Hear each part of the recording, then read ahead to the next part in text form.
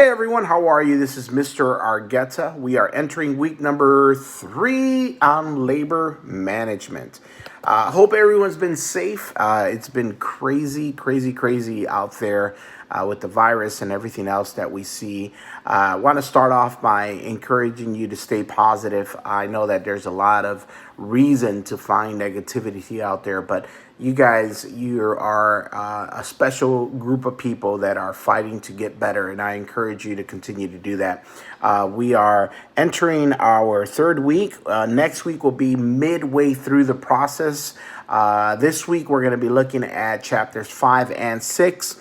Labor management strategy, structures, and constraints. And then late in chapter 6, we're talking about union organizing. And some of that you are going to be very familiar with because in our discussion last week, we talked about Volkswagen trying to unionize and how they set up that organization and giving the people the basic procedures and steps to trying to establish a union.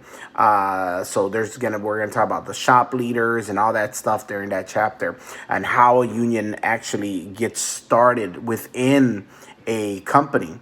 And then this week, we're going to actually see how that process works by talking about Northwestern a few years ago. Their football team considered unionizing the actual players. So there was a lot of talk a few years ago in regards to football, college football players being unionized, and they were looking at potentially converting them into paid athletes. And there's two sides to it. Of course, there's the side that says, well, the colleges make millions of dollars on these athletes, and then there's the side that says, well, you're in college, that's kind of what you do, that's where the sort of the training ground.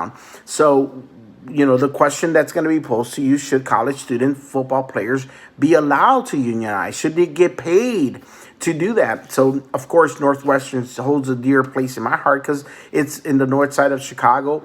My daughter and now my son even considering my going there. So it's very familiar with the area. It's a beautiful college, has a great history, a lot of culture and history behind it, a lot of I don't know what you want to call it. I guess just belief systems that they have.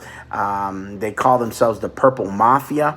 They're very popular amongst the business world and other worlds, the medical field. There's a lot of Northwestern graduates. It's an Ivy League school.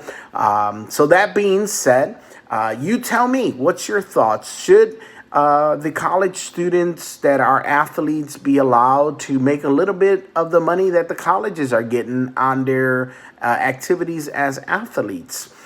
So I'm reading through some of your discussions with Volkswagen. I read some good ones. Raul, brought up some good stuff. I saw some really good conversations. Some of you were for pro-union. Some of you were not against, or were against unionization. So, that's what it's like. And that's what I like to see is you guys sort of kind of getting into those conversations and seeing other people's points of view.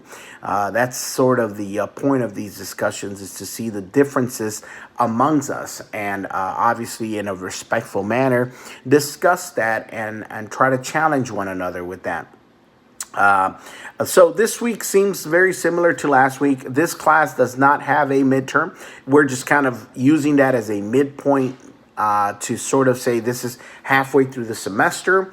Other than that, the final will be coming up in week number 7. So make sure you're sort of putting that in the back of your mind. Think about the questions that you're seeing in your weekly chapters.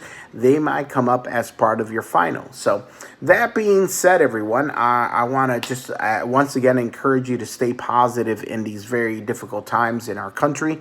I encourage you to be open and to be caring and loving for one another. Stay safe with this pandemic still as part of our society issues. Make sure that you are doing what you can to not only stay safe for yourself, but those that you love and around you. Guys, I appreciate it. This week or last week, I came back from a wonderful extended vacation. We just, family, friends rented a house out in a place called Big Canoe here in Georgia. Very quiet little community right towards the Dahlonega area. Beautiful, beautiful place, beautiful resort, little community resort. We just kind of sat around this wonderful house and just kind of, cooked in and ate and just spent time with our friends and family. We didn't do much. Literally just kind of sat around the house, watched TV, and spend a lot of time with our family. Other than that, I think we took a hike in that area. Very nice little hike. Beautiful, like a river, like a natural river slide. Wonderful place.